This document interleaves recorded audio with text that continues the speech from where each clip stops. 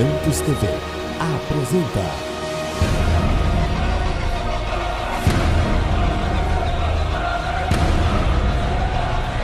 Mensagens que edificam.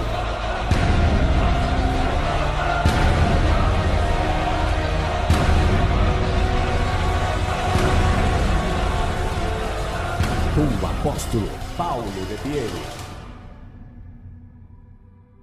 Coríntios capítulo 4, verso 5. Todos comigo?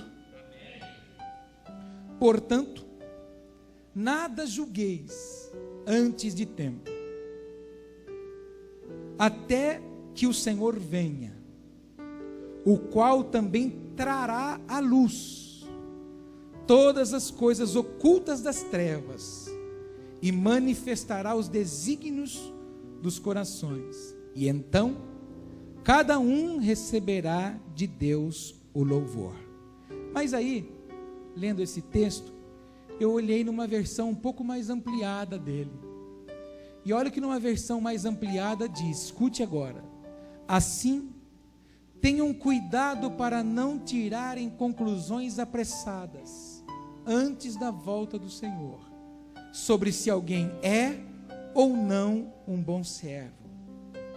Quando o Senhor voltar, derramará a luz sobre todas as coisas, a fim de que todos possam ver com exatidão o que cada um de nós realmente é, bem no íntimo do coração. Então, todos saberão com que intento temos feito a obra do Senhor. Naquele momento, Deus dará a cada um o louvor que merecer. Quem tem ouvidos para ouvir, diga glória a Deus. Paulo está dando algumas instruções para o povo de Corinto. E o Paulo disse assim: olha, uma coisa vocês precisam ter certa: não julguem ninguém, e muito menos a si mesmo, acerca de ser um bom servo ou um mau servo, antes da volta do Senhor. Mas não se esqueçam, porque quando Jesus vier, Jesus vai trazer a luz sobre cada um de nós, e ali vai ficar explícito o que de fato nós temos evidenciado dentro de nós. Semana passada eu disse alguma coisa aqui no sentido que nós estamos vivendo uma época de que as pessoas estão muito preocupadas com a forma física do seu corpo. As academias estão lotadas, as pessoas querem desenhar o seu corpo, querem dar forma no seu músculo, querem ter regiões específicas do corpo bem desenhadas. Existem muitos cremes para tirar estria, para fazer isso e aquilo. Há algumas aplicações que levantam, que corrigem algumas imperfeições da nossa face. Na verdade, isso tudo é pó, e para o pó voltará. E isso, na verdade, tem sido uma das maiores distrações que o nosso adversário tem conseguido lançar no meio do povo de Deus. Eu digo no povo de Deus, eu não estou dizendo para quem não conhece a palavra, porque o julgamento de Deus não vem pelo mundo, o julgamento de Deus vem pela igreja.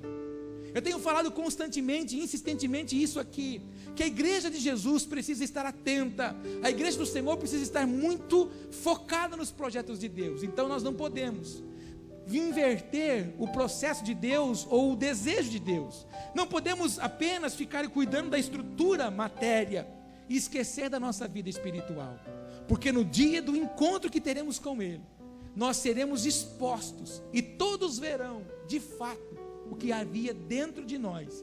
E esse dentro de nós é lá no mais profundo, é lá naqueles lugarzinhos escondidos, naquelas caixinhas que a gente costuma ter em casa, naqueles compartimentos que só nós sabemos o que tem lá dentro, porque foi nós que guardamos. E verdadeiramente ali o Senhor vai sondar a cada um de nós, vai ver, vai expor qual era o nosso vínculo de obediência, o nosso vínculo de santidade, o nosso vínculo de temor, o nosso vínculo de compromisso, de fidelidade, não só a Ele, mas com todas as coisas. De fato ali vai estar exposto. E quando eu li e busquei na versão um pouco mais ampliada, eu fiquei assustado do como nós muitas vezes somos distraídos pelo nosso inimigo. Perceba que muitas vezes nós nos ajuntamos na igreja apenas para cumprir um ritual de semana. Não, eu preciso na igreja, principalmente no domingo, para que eu possa receber uma palavra e Deus vai me abençoar, porque aí Deus viu que eu fui na igreja e Deus vai me abençoar. Nós começamos a fazer da igreja apenas um lugar que me abençoa, e perdemos o verdadeiro propósito da igreja quando o Senhor fundou a igreja. Lá no templo que Salomão edificou, a primeira casa ao Senhor, o povo não ia lá para receber, o povo ia lá para cultuar o Senhor. Depois, quando o Senhor então restaura, edifica e levanta a sua igreja, lá em Atos dos Apóstolos, era para que eles se reunissem, recebessem toda a estrutura e o armamento de guerra necessário, para que eles pudessem ir e alcançar as nações.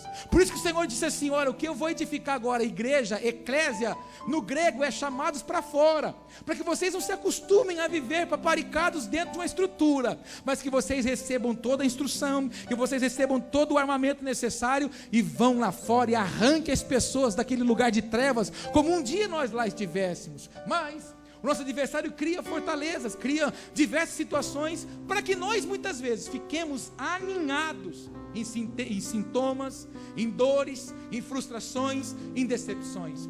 Eu tenho falado isso constantemente com a minha esposa e com os meus filhos em casa.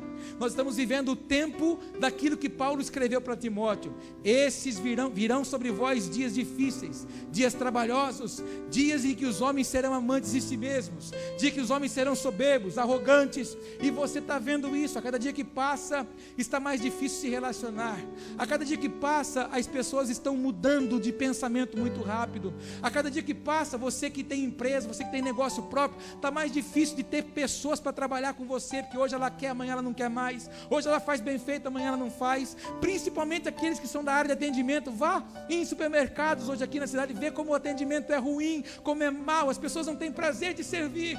Na verdade, estamos vivendo um tempo muito difícil, e esse tempo difícil não pode entrar dentro da igreja. A igreja não pode se acomodar, a igreja não pode se acovardar. Nós não podemos pintar uma imagem em nós de crentes, nós não podemos pintar em nós uma imagem de adorador, porque o diabo não tem medo de homem e de mulher que carrega a Bíblia, o diabo não tem medo de homem e mulher que vem na igreja de domingo, o diabo não tem medo de pessoas que têm credencial de uma igreja, o diabo não tem medo de quem tem uma credencial de cargo, o diabo não tem medo de quem usa gravata e paletó, o diabo não tem medo de quem pega microfone, o diabo não tem medo de quem canta no altar, o diabo não tem medo, não tem sentimento nenhum das pessoas que servem alguma coisa na igreja. O diabo tem medo de um homem e de uma mulher que se relaciona intimamente com o Senhor e conhece o Pai que tem. O diabo, na verdade, tem pavor de homens e mulheres que se prostram em ouvir o Senhor, homens e mulheres que se prostram em obedecer o Senhor, homens e mulheres que quebram o seu vaso verdadeiramente e diz: Senhor, a estrutura não pode ser minha, a estrutura tem que ser sua. Eu não quero estar firmado em cima da areia, eu quero estar firmado em cima da rocha que é Cristo. E aí, amado, quando ele olha, ele fica apavorado, mas tudo que ele tem feito é nos fazer correr atrás de alvos pessoais, é nos fazer correr atrás de coisas que nós não temos, coisas que nós não alcançamos, e com isso começamos a criar uma falsa imagem de nós. Repete essa palavra comigo: falsa imagem de nós mesmos.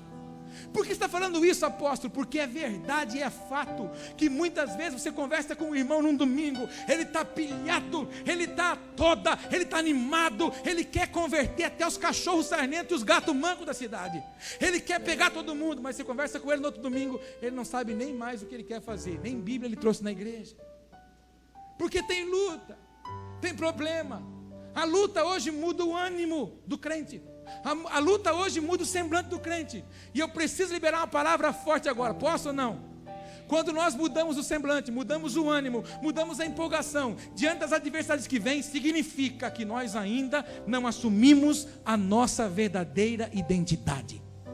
Quando nós olhamos para Esaú, nós vemos que Esaú não tinha a identidade profética de quem ele era.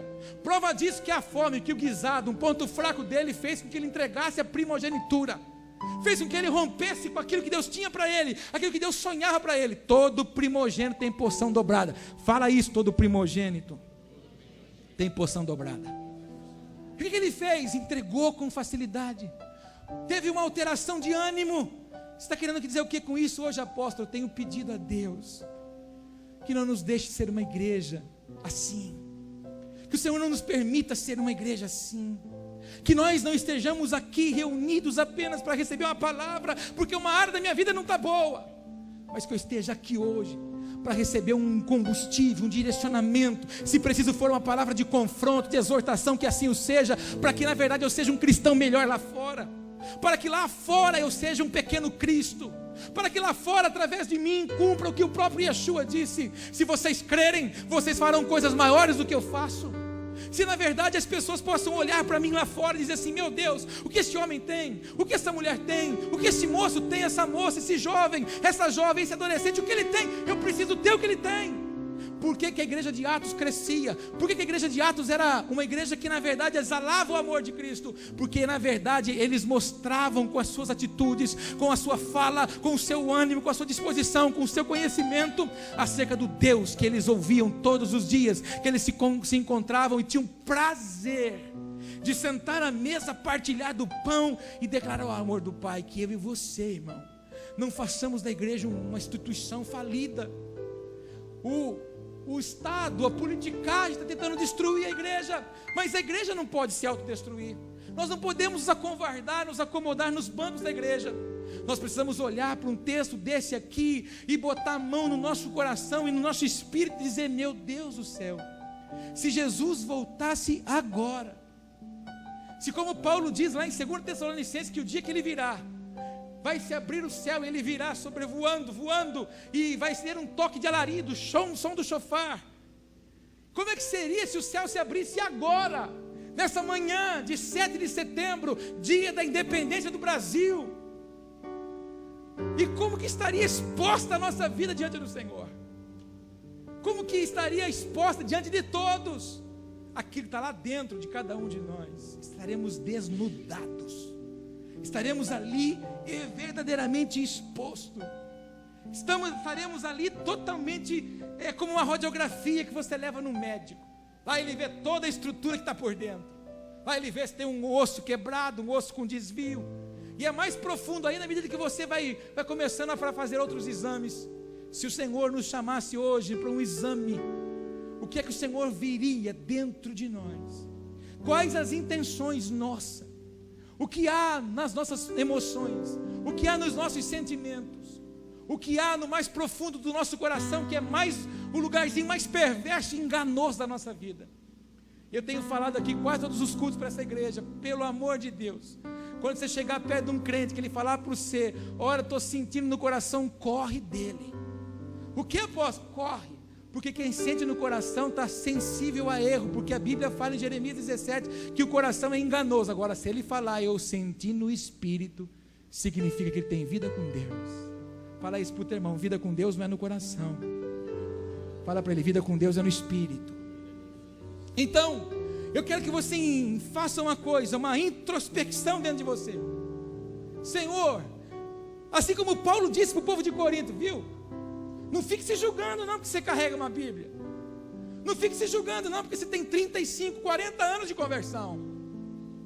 Porque no dia do juízo, tanto os novatos como aqueles que estão há 50 anos na igreja, como o ladrão da cruz, que não foi em igreja nenhuma, ele não era membro de nenhuma, mas ele olhou para Yeshua na cruz e disse assim: olha, eu imagino que ele até usou as linguagens que a gente está usando nas igrejas hoje. Mano,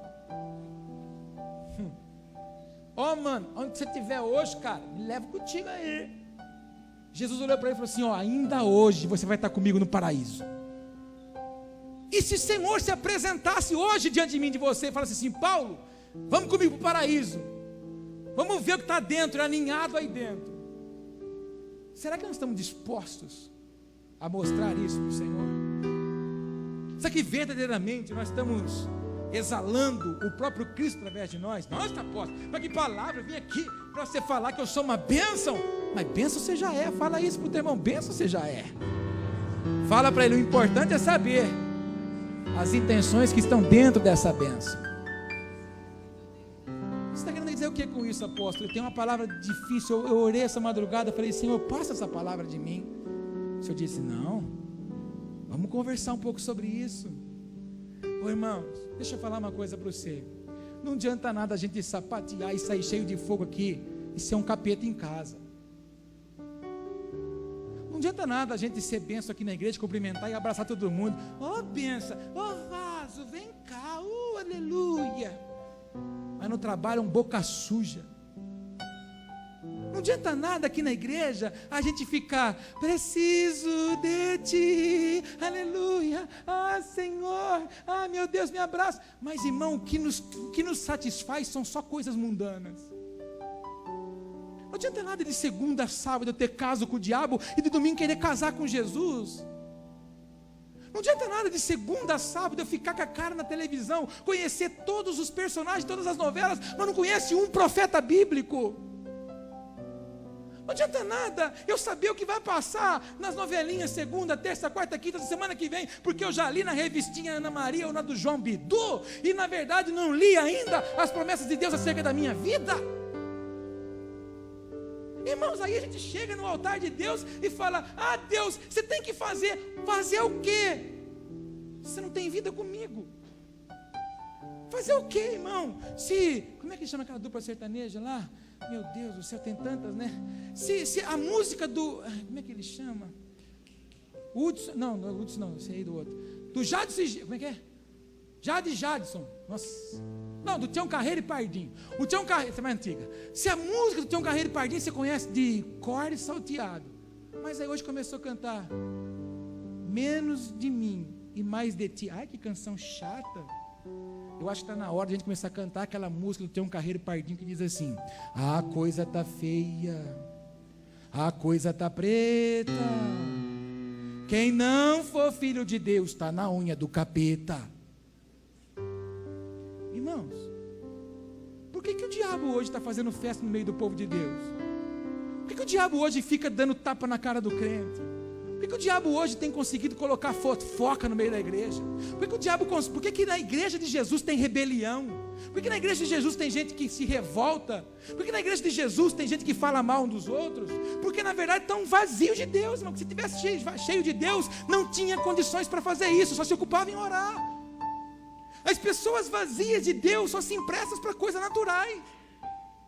E a igreja não pode mais ser isso. As pessoas colocam assim, no Facebook, a igreja precisa ser mais hospital e menos tribunal. Mas irmão, chega uma hora que as pessoas que vêm na igreja precisam querer ser medicada. Mas a pessoa quer, não, você toma remédio, você toma comprimido? Não, não tomo. Tem que ser injetável, senão eu não tenho como tomar. Não quer ser tratada. Paulo está dizendo, olha, vocês estão prontos para a vida de vocês estarem exposta diante do Senhor e dos outros? Amado, vou falar para vocês, quantos entendem? Fala para o irmão, sinto que está pesado o ambiente. Olha para mim. Se eu vou provar para você que nós não estamos prontos para isso aqui. Quando alguém fala mal do você, a gente já se rebela. Você imagina se o Senhor pegasse o Blu-ray e colocasse a nossa vida ali no telão. Porque, irmão, no dia do julgamento, escuta comigo aqui, no dia do julgamento vai ser uma assembleia solene dos santos. Vamos ouvir a vida do Marco agora. Ei, isso aí, Marco, olha lá, pagou preço, glória, olha lá, era para ter xingado, não xingou, isso mesmo, glória, vem, entra. Mas vai chegar uma meia dúzia de que não estão aqui, vai falar assim, aparta-te de mim, porque eu não te conheço. E o que você quer dizer com isso, apóstolo? Existem 3 imagens que a gente tenta passar para os outros. A primeira delas é uma imagem projetada. Fala isso para o teu irmão, imagem projetada. Fala para ele, nunca permita que isso alcance a sua vida. O que são as imagens projetadas? É como a gente gostaria que os outros nos vissem.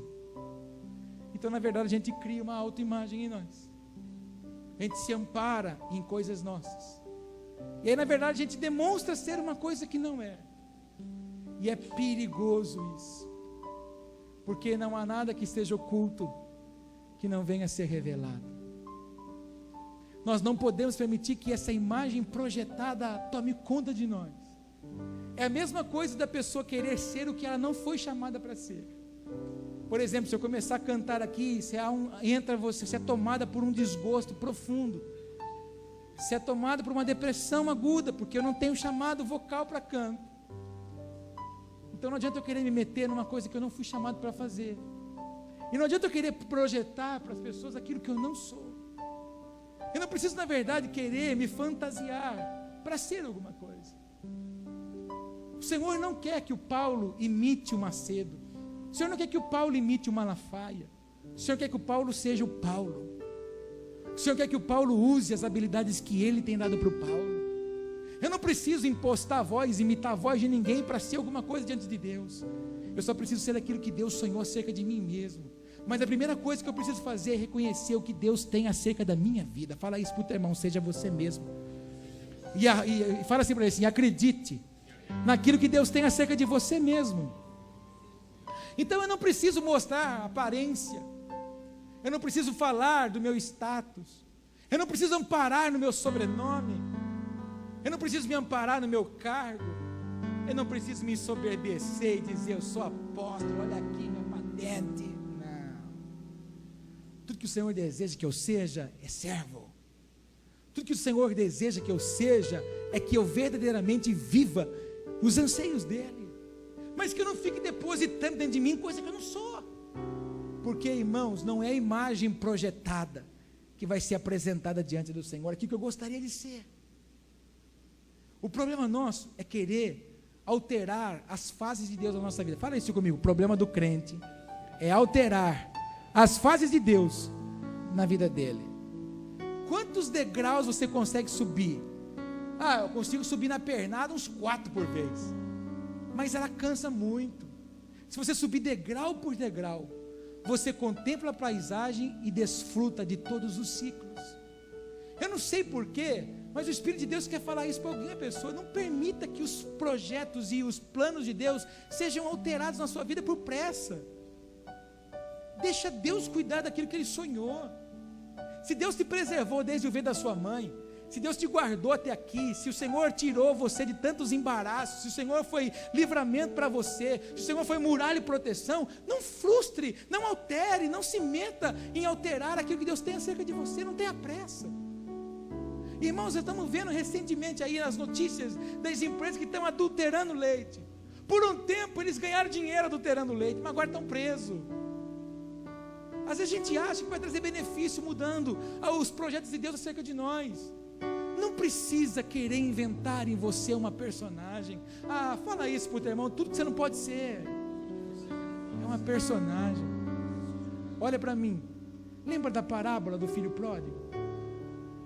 O mais novo quis ir embora. Falou: aqui pai, me dá tudo que é meu, quero ir embora. Pegou a herança, pegou os recursos, foi embora. Enquanto ele podia se fazer de um personagem, ele se fez. Ostentou um monte de coisa.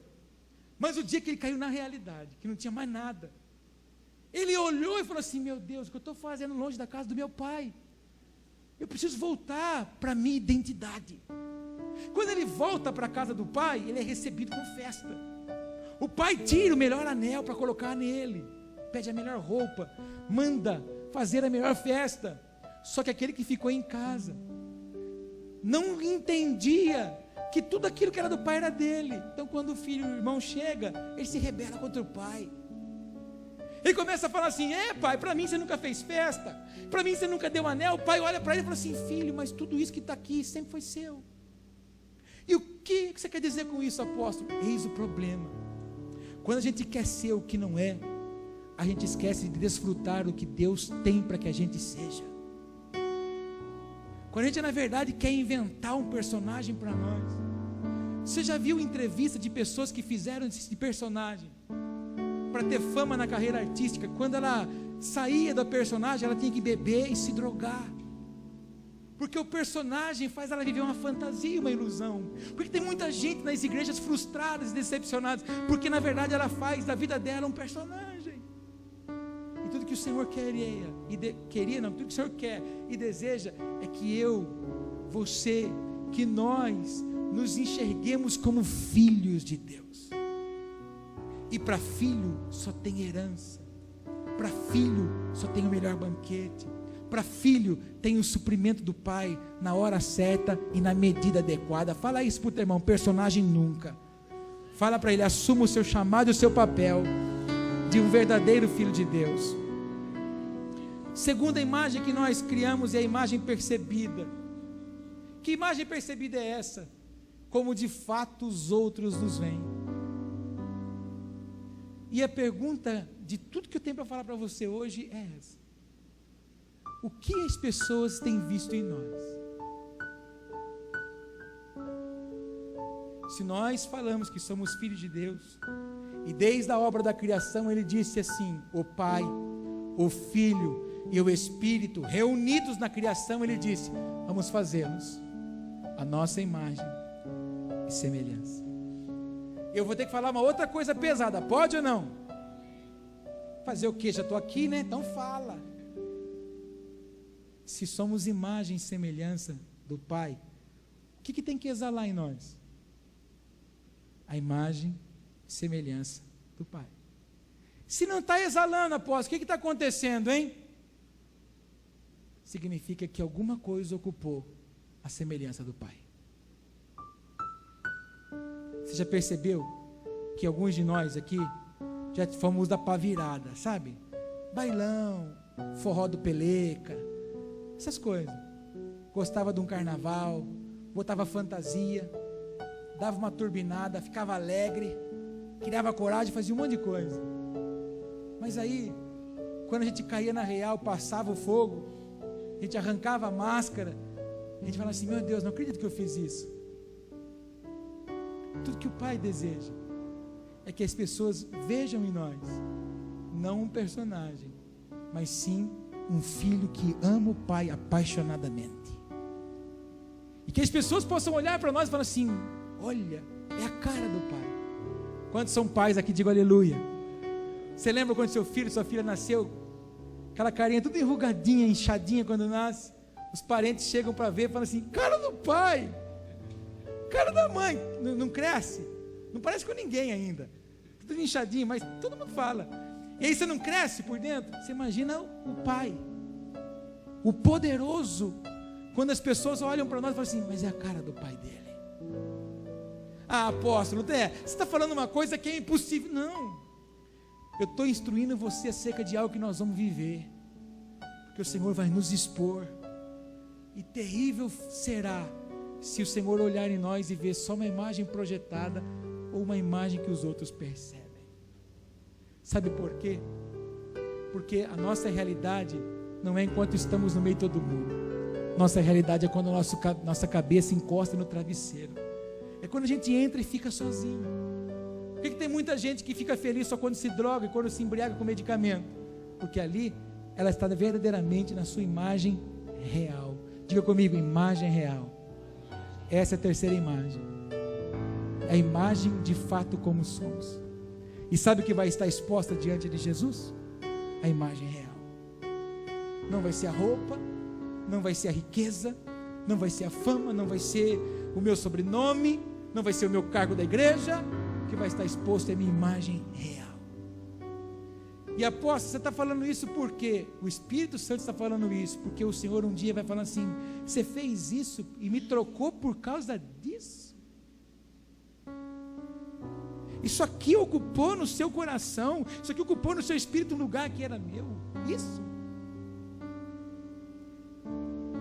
Qual é o fundamento dessa palavra de hoje? Que você tenha coragem de dizer para o Senhor: Pai, chega. Eu não quero viver mais hoje criando limitação. Eu não quero mais viver hoje criando cenário para mim ser crente. Eu não quero mais, Senhor, eu quero fazer uma escolha, viver para o Senhor, única e exclusivamente. E eu sei que se eu fizer isso, Senhor, o Senhor cuidará de mim nos mínimos detalhes. Semana passada, na mensagem do domingo, não deu tempo de eu concluí-la, e um dos pontos da mensagem, depois você lê na sua casa, quem veio aqui quinta-feira já ouviu, versículo 19, 20 e 21 do Salmo 139 diz que Davi começa a dialogar com o Senhor, falou: Senhor, olha, se essas pessoas aqui que blasfemam contra o Senhor, essas pessoas que não servem, não andam com o Senhor, não querem te respeitar como o Senhor o é, estou parafraseando para você entender, não servem para andar comigo. Às vezes nosso adversário aproxima pessoas de mim e de você, para que o projeto dele se cumpra, para que a gente perca a nossa imagem real, e a gente tem que criar uma imagem projetada, a gente tem que criar uma imagem percebida para que as pessoas possam olhar, de fato, é uma bênção aquele ali. Mas na verdade, quando nós já chegamos com o Senhor, não tem vida com Deus. Tudo isso que eu estou dizendo é para que você entenda que é preciso ter vida com Deus. Eu só quero ler mais um versículo com você, nós vamos orar juntos, amém? 2 Coríntios agora, só vou ler, não vou comentar. 2 Coríntios, capítulo 5, verso 9. Quantos compreendem o que eu estou falando?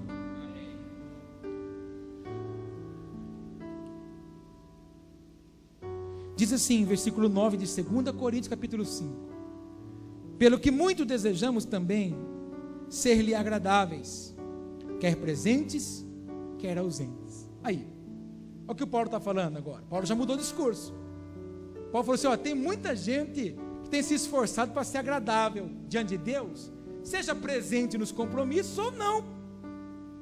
Tem muita gente que você conhece que nem sabe onde Deus está. Eu era um desses.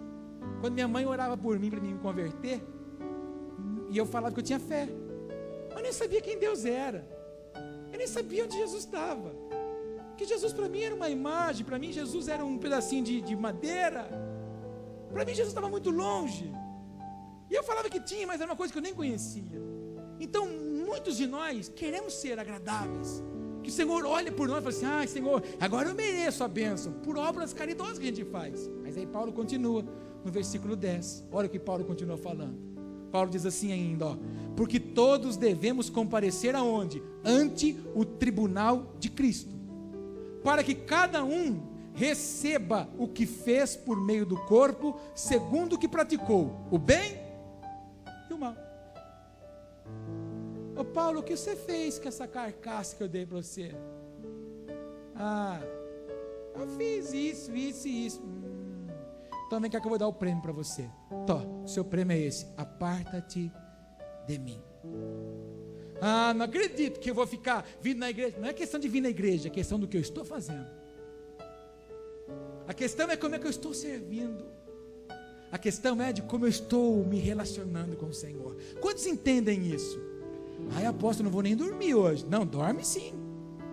Mas faz uma escolha aqui agora. Pai, se eu estou criando uma imagem em mim, para que os outros possam me ver crentes em Jesus, que esse engano caia por terra, porque na verdade eu quero ser enxergado como um verdadeiro filho. Mas para ser enxergado como um verdadeiro filho, precisa viver como um verdadeiro filho. Quantos entendem isso? Vamos orar? Fiquemos em pé. Vamos orar de que jeito? Primeiro que nós vamos ceiar, diga aleluia. Nós vamos comer do pão e beber do cálice. Quem pode, quem deve? Todos aqueles que desceram as águas do batismo, receberam o Senhor como seu único e suficiente Salvador. Se você não se batizou ainda, mas decidiu que o próximo batismo, já abandonou as velhas práticas, e você está aliançado com o Senhor, você vai participar. Se você congrega numa outra denominação, está em comunhão com ela, participe conosco, porque somos apenas denominações diferentes, somos a mesma igreja. Mas é necessário nós reconhecermos que se eu não me apartei do pecado, eu não posso ser indigno. Por que tem muita gente hoje que está fraco? Por que tem muita gente doente espiritual? Porque come e bebe indignamente, sem estar querendo pagar um preço para seguir Jesus. Não leve essa palavra hoje como uma palavra dura para você. Leve essa palavra hoje como uma palavra de advertência, de alerta, para que não adianta nós estarmos dentro de uma igreja apenas para viver como igrejeiros. Nós precisamos estar numa igreja para sermos vocacionados dia a dia acerca do propósito de Deus em nós, para exalarmos a imagem e semelhança do Senhor. Quantos entendem isso? Vamos nos arrepender agora, reconhecer os nossos erros. Curve sua cabeça.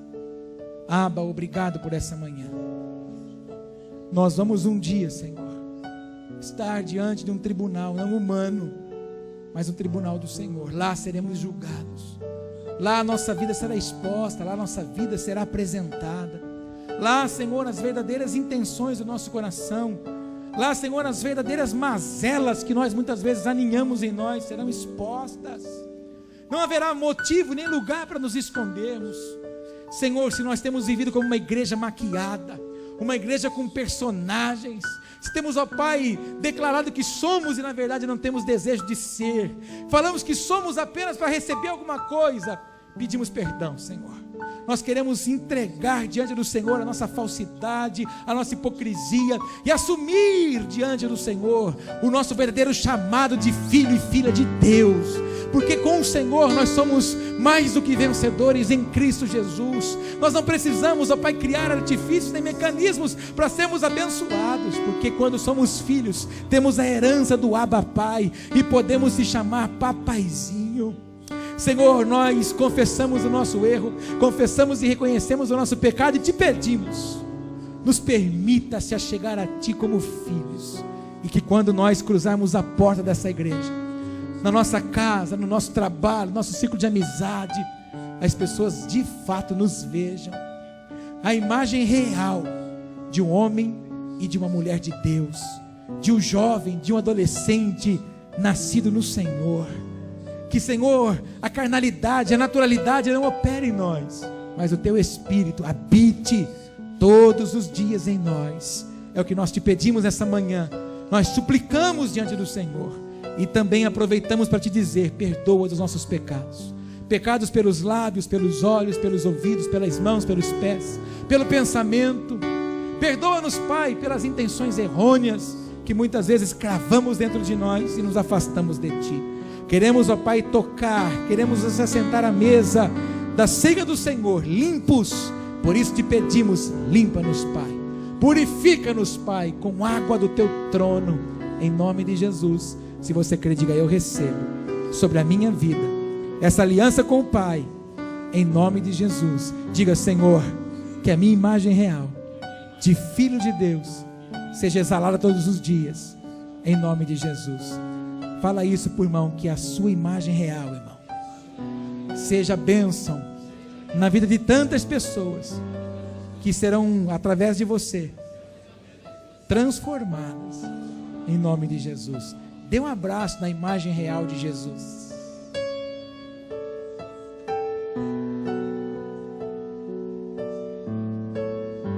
Olha para mim. Só vou falar mais uma coisinha. A profetisa Márcia, quando abriu o culto, eu estava muito atento lá atrás ouvindo. Ela disse que nós muitas vezes permitimos que as pessoas nos zombem. Nós não podemos permitir que ninguém zombe de nós. Ninguém pode permitir que a imagem do Senhor seja zombada. Então, se alguém chegar no você para falar mal de alguém, os que já são meus filhos ministeriais, recebam essa palavra de autoridade. Se alguém chegar em você para falar mal de qualquer que seja a pessoa, olhe bem para ela e fala para ela: eu te repreendo, Satanás. Porque os filhos de Deus não são capazes de tocar na imagem do Senhor. Quando nós temos um problema de relacionamento, quando nós temos um problema de diferenças, nós oramos, nós não questionamos e nem falamos mal de ninguém. Então não permita que as pessoas façam de você um lixo, um depósito de lixo.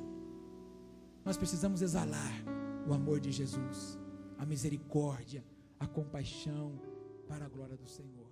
Amém?